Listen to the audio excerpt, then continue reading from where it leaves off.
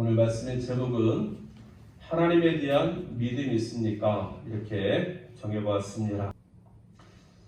이튿날 이른 아침에 예수님과 제자들이 예루살렘 근처의 베단이라는 마을에서 나와 예루살렘으로 가고 있었습니다. 지난밤 예수님은 며칠 뒤에 있을 십자가의 죽음을 생각하면서 기도하시느라 베다니 마을에 계셨지만 어느 누군가의 집에서 편안히 유숙하신 것이 아니라 아마도 노천에서 밤을 지내셨던 것 같습니다. 그러다 보니 아침 식사도 하지 못하고 이제 그 마을을 따라 예루살렘으로 가고 있었습니다. 그래서 예수님은 시장하셨습니다. 그런데 마침 저 멀리에 잎사귀가 무성한 무화과 나무가 있는 것을 예수님이 발견합니다. 예수님은 혹시 그 무화과 나무에 먹을 만한 뭐가 좀 있을까 하고 기대하면서 그 나무로 다가가셨습니다. 당시 길가에 심겨진 나무 열매는 행인들이 따서 먹을 수 있도록 허락이 되어 있었습니다. 그런데 가서 보니까 무화과 나무에 잎사귀는 무성한데 먹을 열매가 아무것도 없었습니다. 실망하신 예수님은 열매가 없는 그 무화과 나무를 향해서 말씀하셨습니다. 이제부터 영원토록 사람이 내게서 열매를 따먹지 못하리라. 마태복음에는 똑같은 본문에서 이제부터 영원토록 내가 열매를 맺지 못하리라 이렇게 기록하고 있음을 보게 됩니다. 예수님께서 무화과 나무를 향해서 하신 말씀을 곁에 있는 제자들이 다 들었습니다. 그런데 제자들은 이 예수님의 말씀을 그냥 대수롭지 않게 듣고 지나쳐 버렸습니다. 다시 다음날 아침에 이제 제자들과 예수님께서 다시 예루살렘으로 올라가시기 위해서 길을 가시다가 어제 갔던 그 길을 이제 다시 가고 계십니다. 그런데 길을 가던 제자들이 깜짝 놀랍니다. 어제 예수님께서 저주하신 무화과 나무가 뿌리째 말라서 죽어버렸던 것입니다. 이때 제자 베드로가 어제 예수님께서 하신 말씀이 기억이 나서 예수님께 묻습니다. 라피여 보소서, 저주하신 무화과 나무가 말랐나이다. 다른 말로 말하면 선생님 보십시오. 어제 선생님께서 저주하신 무화과 나무가 이렇게 말라 죽어버렸습니다. 어떻게 된 일입니까? 그러자 예수님께서 대답하여 말씀하십니다. 하나님을 믿어라. 누구든지 이 산더로 들려 바다에 던져지라 하며 그 말하는 것이 이루어질 줄 믿고 마음에 의심하지 않으면 그대로 되리라. 오늘도 예수님은 놀라운 이적을 보이십니다. 예수님의 말씀 한마디에 무화과 나무가 뿌리째 말라 죽어버린 것입니다. 정말 놀라운 예수님의 능력입니다. 여러분, 그런데 오늘 이 본문의 말씀을 읽다 보면 예수님께서 보여주신 이 이적이 참 부당하게 여겨집니다. 그리고 이적을 행하신 예수님도 이해할 수가 없습니다. 예수님의 행동이 비상식적으로 보입니다. 왜냐하면 13절 말씀 때문에 그렇습니다. 멀리서 잎사귀 있는 한 무화과 나무를 보시고 혹 그 나무에 무엇이 있을까에 가셨더니 가서 보신즉 잎사귀 외에 아무것도 없더라. 이는 무화과의 때가 아닙니다. 이런 무화과의 때가 아니라고 기록하고 있습니다. 여러분, 아니 무화과의 때가 아닌데 어떻게 열매를 맺을 수가 있습니까? 열매를 맺을 수 없는 때에 열매 맺지 않았다고 어떻게 이렇게 무화과 나무를 죽게 할 수 있습니까? 그런 면에서 예수님의 이적이 참 부당하게 여겨지고 이런 이적을 행하시는 예수님도 이해할 수가 없습니다. 여러분은 어떻게 생각하십니까? 여러분도 동의하십니까? 그런데 이런 우리의 생각은 무화과나무에 해서 잘 알지 못하는 데서 비롯된 오해입니다. 이 무화과나무를 찾아보니까요, 이 뽕나무과에 속한 나무더라고요. 키가 2m에서 한 4m 또는 3m에서 5m 정도까지 자라는 큰 나무인데, 여러분 보셨겠지만 이 나뭇잎이 이 손바닥 모양처럼 생겼고, 이 손바닥 모양의 잎은 크고 두껍고 무성합니다. 봄부터 여름철 사이에 이 많은 잎이 나오는데요, 이때를 통해서 여름이 시작되는구나 이렇게 생각합니다. 그런 이유 때문에 예수님께서도 마태복음 24장 32절 이하를 보면 무화과 나무의 비유를 배우라.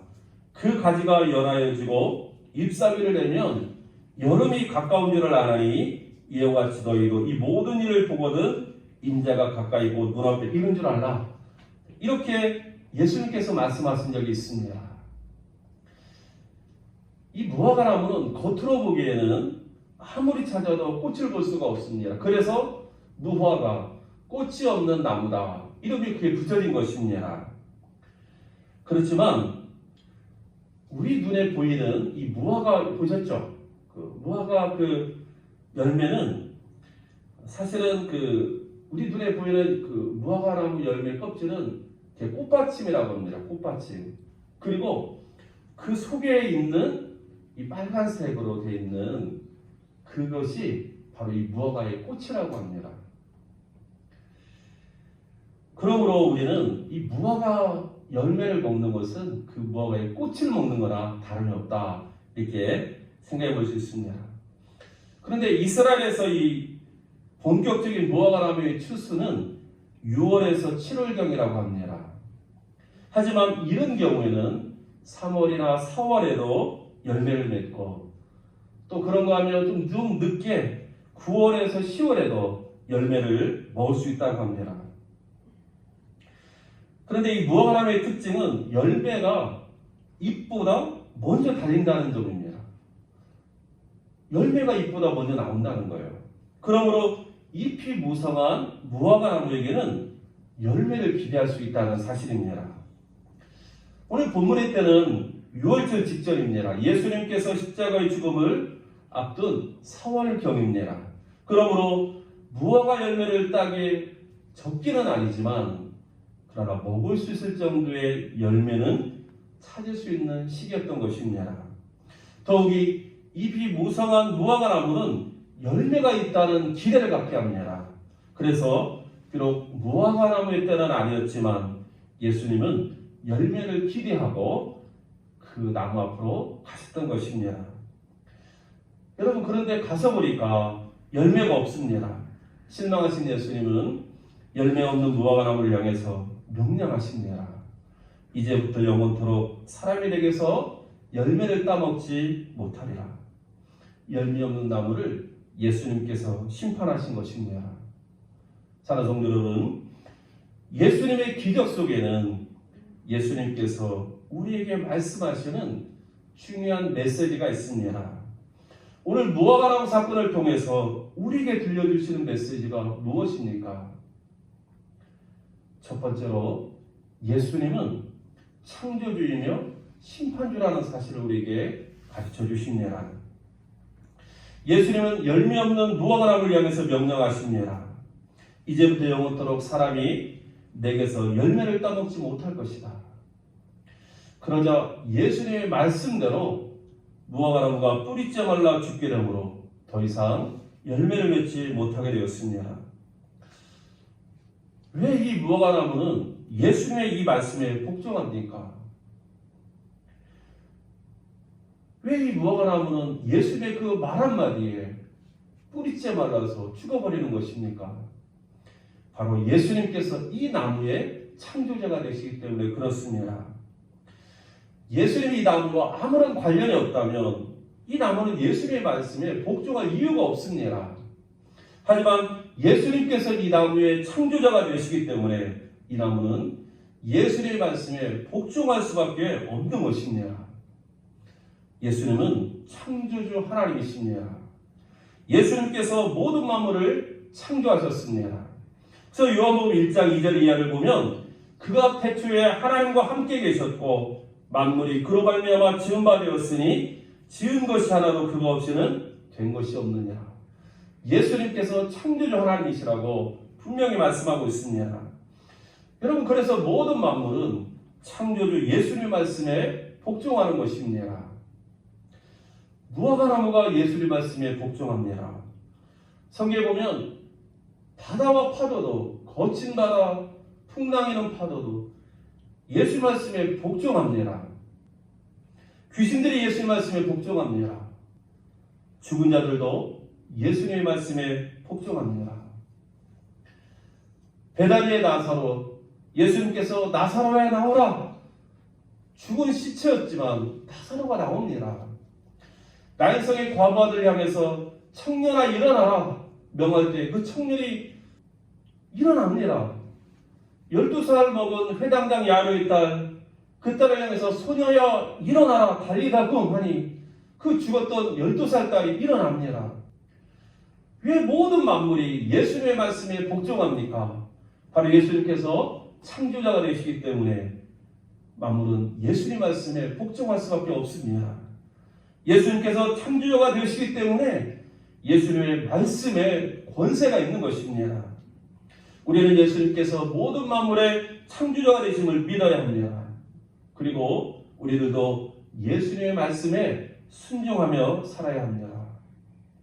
여러분, 그런데 예수님께서 모든 만물의 창조주가 되신다는 사실에 또 다른 중요한 의미가 있습니다. 그것은 예수님께서 창조자이시기 때문에 심판주가 되신다는 사실입니다. 창조자만이 심판하실 수 있는 권세가 있는 것입니다. 요한복음 5장 22절에 보니까 아버지께서 아무도 심판하지 아니하시고 심판을 다 아들에게 맡기셨다라고 기록하고 있습니다. 바로 아들이신 예수님께서 심판하실 것을 말씀하고 계십니다. 예수님은 모든 만물이 창조의 목적대로 존재하도록 하셨습니다. 하지만 창조의 목적대로 존재하지 않으면 심판하십니다. 오늘 무화과나무가 왜 심판을 받았습니까? 열매를 맺지 않았기 때문입니다. 무화과나무의 존재 이유는 열매를 맺는 것입니다. 여러분, 무화과나무를 보셨습니까? 저는 어릴 때 시골 교회에 무화과나무가 하나 이렇게 서 있는 것을 좀 본 적이 있습니다. 그런데 무화과나무는 열매 맺는 것 외에는 존재할 다른 이유가 없는 나무입니다. 무화과나무는 관상용으로 볼 때는 별로 아름답지 않습니다. 멋있지 않습니다. 꽃도 보이질 않습니다. 땔감으로 쓰기도, 제목용 나무로 쓰기도, 건축용 나무로 쓰기도 적당하지 않습니다. 무화과나무는 오직 열매를 맺을 때 존재 가치가 있습니다. 그런데 열매를 맺지 않습니다. 열매 맺지 않은 무화과나무는 더 이상 존재할 이유가 없습니다. 그래서 예수님은 무화과나무를 심판하신 것입니다. 성도 여러분, 우리들도 마찬가지입니다. 우리의 인생이 하나님의 창조 목적대로 살지 않으면 하나님의 심판이 있습니다. 하나님께서 우리를 창조하신 목적이 무엇입니까? 이사야 43장 이하를 보시면 분명히 소개되어 있는데, 내 이름으로 불려지는 모든 자고 내가 내 영광을 위하여 창조한 자를 오게 하라. 그를 내가 지었고 그를 내가 만들었느냐. 하나님께서 우리를 창조하신 이유가 있다면 바로 하나님의 영광을 위해서, 하나님의 영광을 드러내도록 하기 위해서 우리를 창조했다라고 말씀하고 있습니다.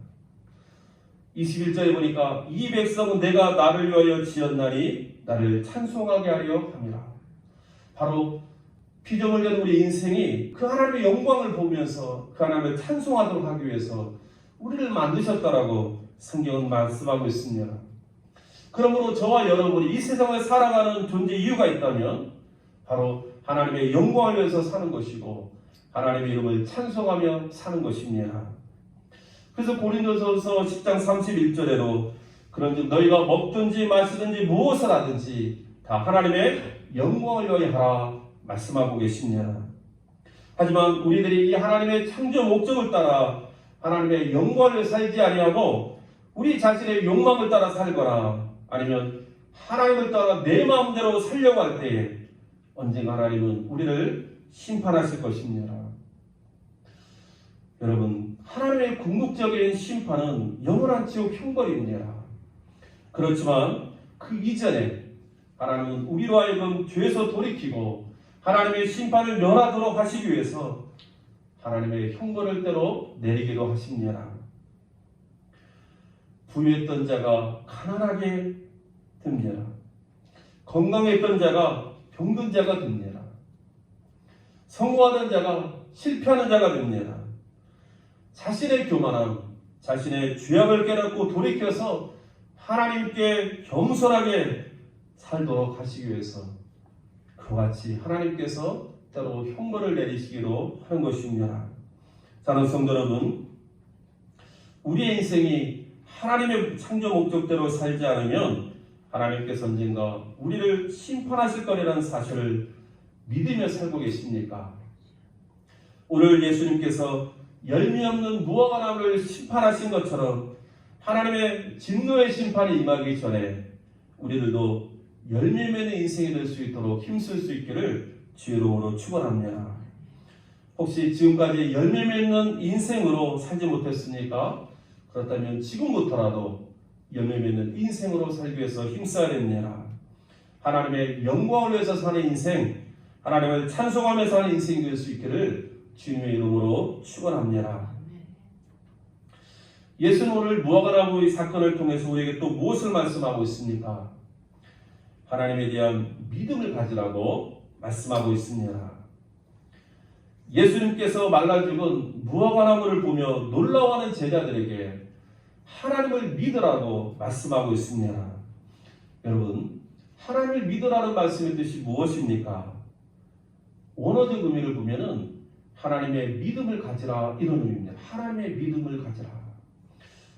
우리말로 해석하면 하나님에 대한 믿음을 가지라 이런 뜻입니다. 하나님에 대한 믿음.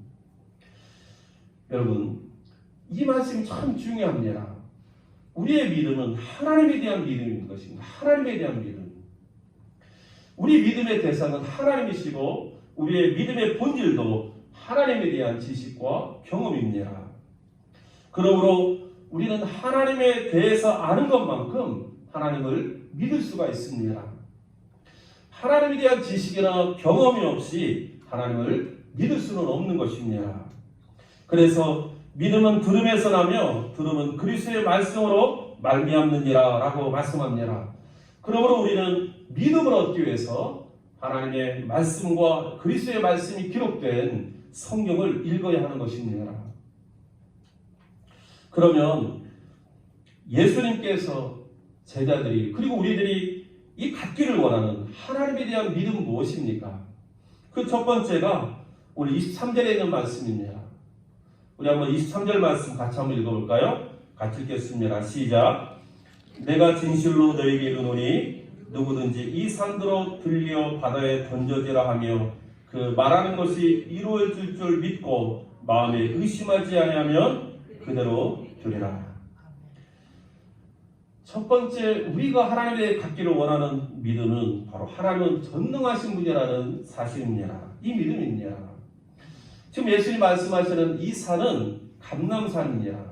당시 예수님은 이 감람산 근처에 있는 베다니에서 지금 나오시는 길이었기 때문에 이 산은 감람산이 맞습니다. 그리고 이 바다는 감람산에서 이렇게 내려다 보이는 사해바다를 가리킵니다. 그런데 우리는 예수님의 말씀을 오해해서는 안 됩니다. 산을 들어 바다에 던지는 주체가 우리 인간이 아닙니다.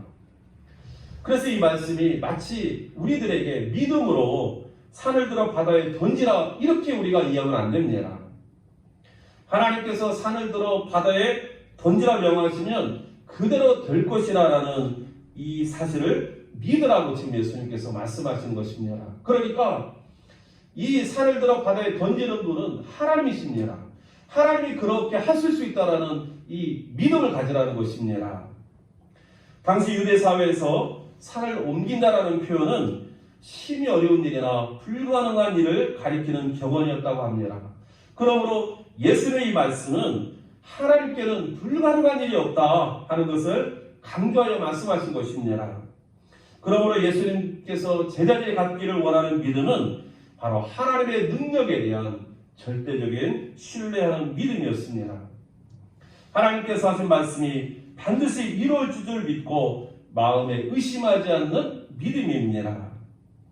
그러면 하나님 말씀 그대로 이루어질 것이라고 약속하고 있습니다. 여러분, 믿음의 조상 아브라함의 믿음이 어떤 믿음인지 아십니까? 아브라함의 믿음은 하나님을 어떻게 믿었습니까?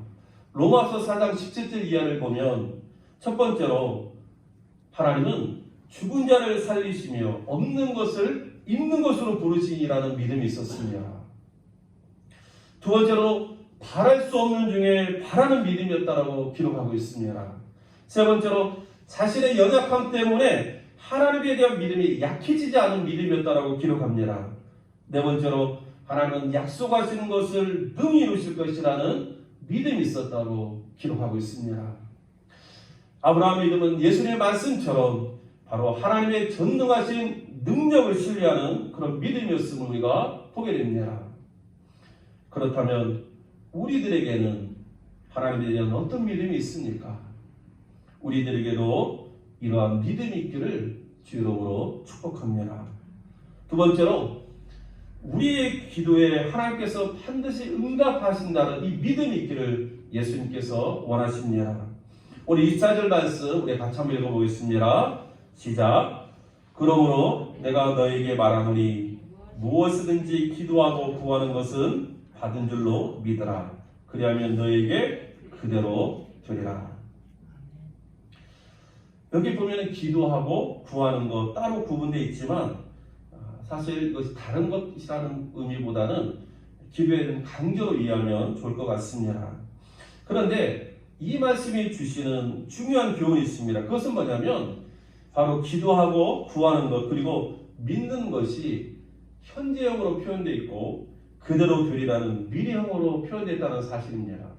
근데 헬라어에서 이 현재형은 계속과 반복의 의미가 있습니다. 그러므로 예수님께서 이 기도에 대해서 말씀하실 때 뭐라고 말씀하시냐면 계속 기도하고 계속 구하라 그리고 받은 줄로 계속 믿으라 이렇게 지금 말씀하고 있는 것입니다.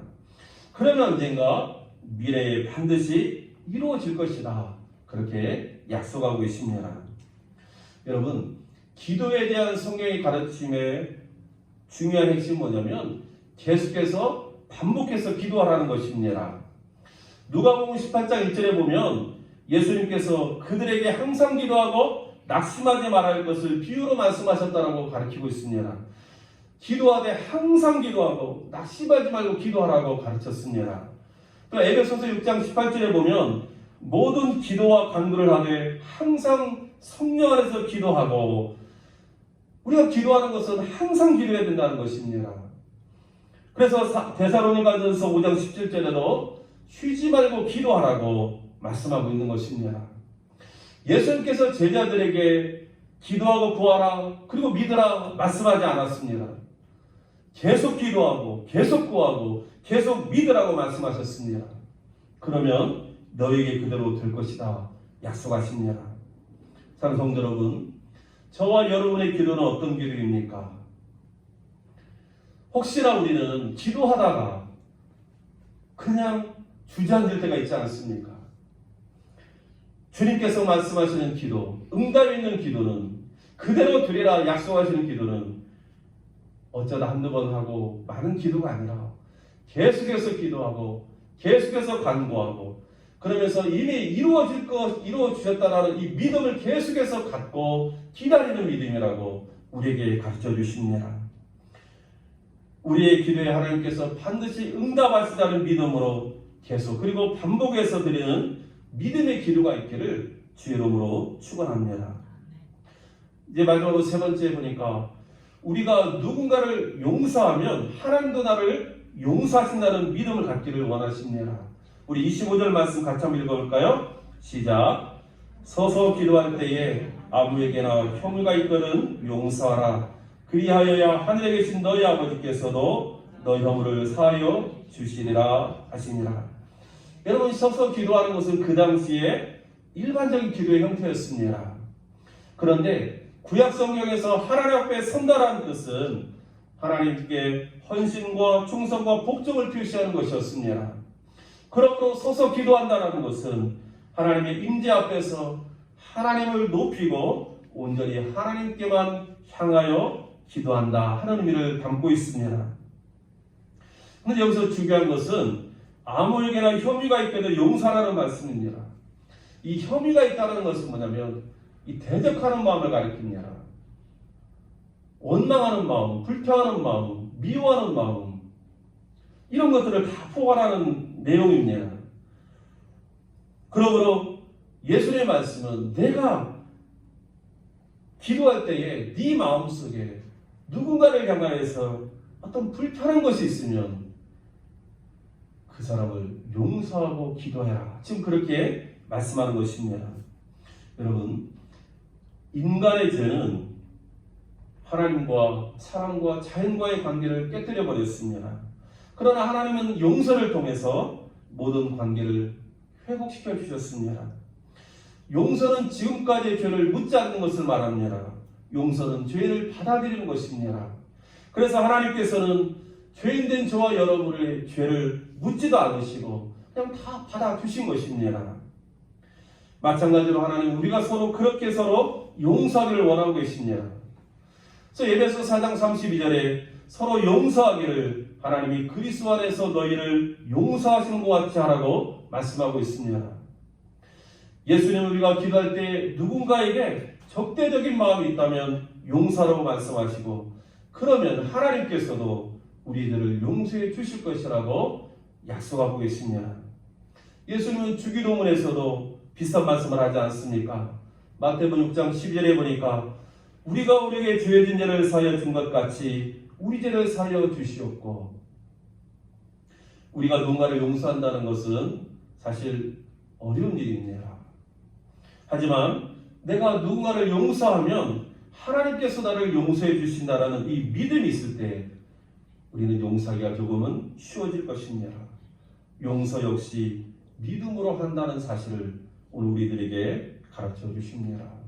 사랑하는 성도 여러분, 예수님께서 우리들에게 원하시는 하나님에 대한 믿음은 하나님은 전능하신 하나님이라는 것, 또 우리의 기도에 하나님 반드시 응답하신다는 것, 우리가 누군가를 용서하면 하나님도 나를 용서해 주신다는 믿음입니다. 그리고 더하여서 하나님은 열매 맺는 인생을 찾으신다라는 믿음입니다. 하나님께 대한 이 믿음을 가지고 주님께서 찾으시는 열매 맺는 인생이 다 될 수 있기를 주의 이름으로 축복합니다. 함께 기도하겠습니다. 하나님, 무화과 사건을 통해서 예수님께서 제자들에게 그리고 우리들에게 하나님에 대한 믿음을 가지라고 말씀하고 있음을 들었습니다. 오늘 주신 바 말씀을 기억하며 하나님께 대한 믿음을 가지고 살아감으로 열매 맺는 인생이 될 수 있도록 축복하여 주옵소서. 예수 그리스도의 이름으로 기도하옵나이다. 아멘.